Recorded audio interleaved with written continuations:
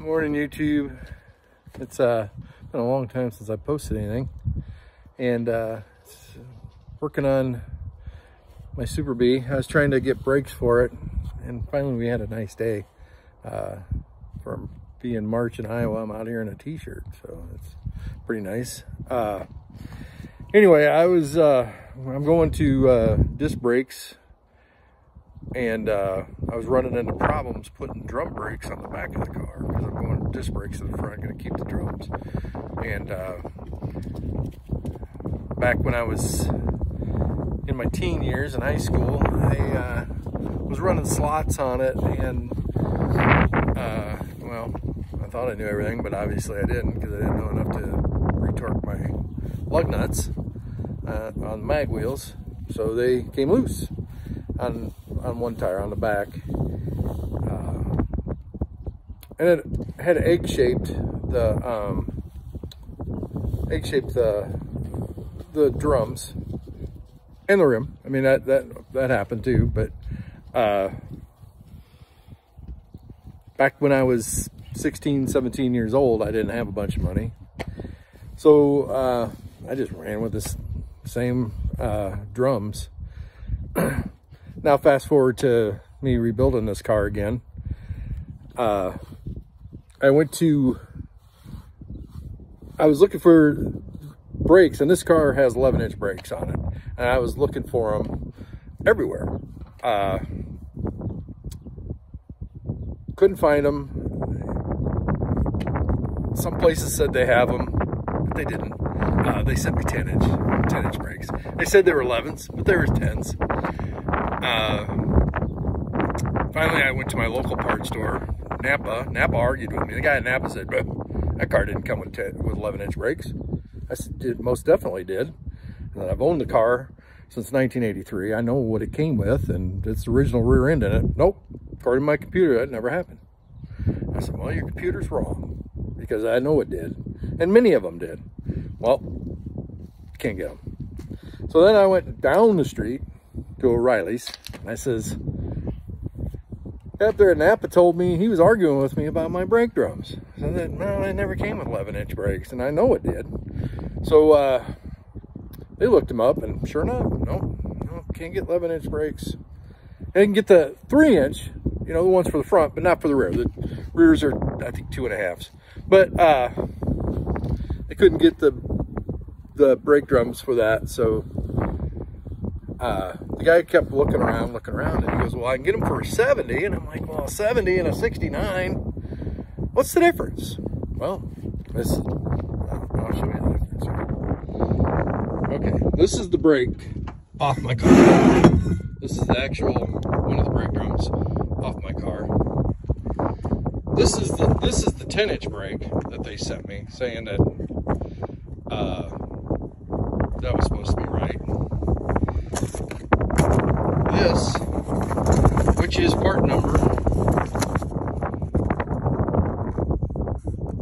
so brake select 2953DGS. This is what you get.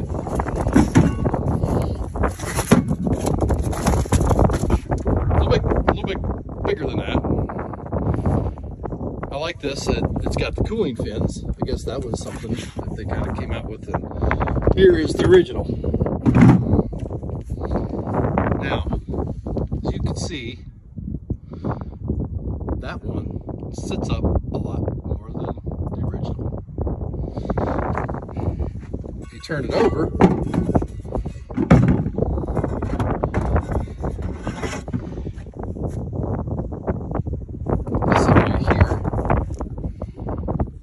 this area here is exactly the same. And they do take the same brake shoes.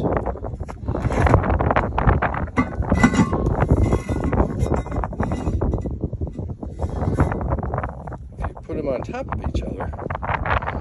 This one sits out a little more than this. And sorry that my shop is a mess, but it's been winter time, and most projects you work on in the wintertime, you're doing fast. Anyway, this is the new brake drum on the car. Sits all the way in. And the back spacing goes inside that deal. So what I'm trying to tell you guys is 1970 11-inch brakes will work on a 69.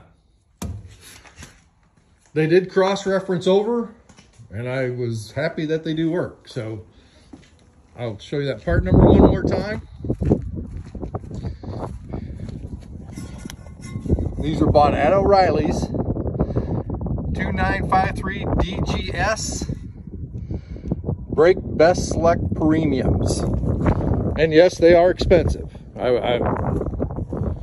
That is for sure, but they do work. Anyway, I hope that helps somebody out. And the last test for this tire is I've got the mags on and I got my brakes set up pretty good, but it does rotate, which that was another problem a lot of people seem to have had. Why does that look like that scratch? Just something shining off my wall. Anyway, a lot of guys, when they got the brakes from O'Reilly's, the first brakes that O'Reilly sent me were actually the 3-inch brakes. They said they were for the rear, but they weren't.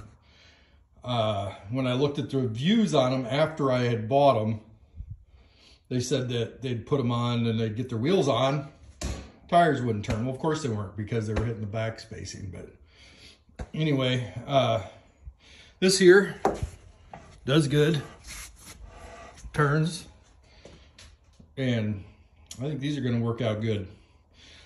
Like I said, hopefully this helps somebody out.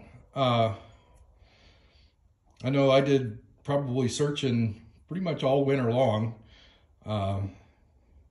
Asked a couple friends of mine that are, who I can say are, what I believe are very knowledgeable when it comes to Mopars. One said, yep, they'll work. The other one said he wasn't sure. And anyway, I'm happy as can be with these, because I tell you what, it's getting hard to find some of these old parts. I mean, most of this stuff they remake, but there's just some things they don't remake for Cornettes, like front fenders. So I'm working on front fenders for my next Cornette project, but I'll make a video about that later on. So now my shop is full of fenders. But anyway, I got this part done. Now it's time to do a little bit of spring cleaning in my shop. Here's my brakes, the disc brakes I'm going to put in the front. I had to go with 14-inch tires. That's the original intake manifold off my 383. Anyway, these are through CPP. I bought them through Classic Industries. They came all put together like that. I just set it in there just to see. I'm going to paint my caliper, obviously.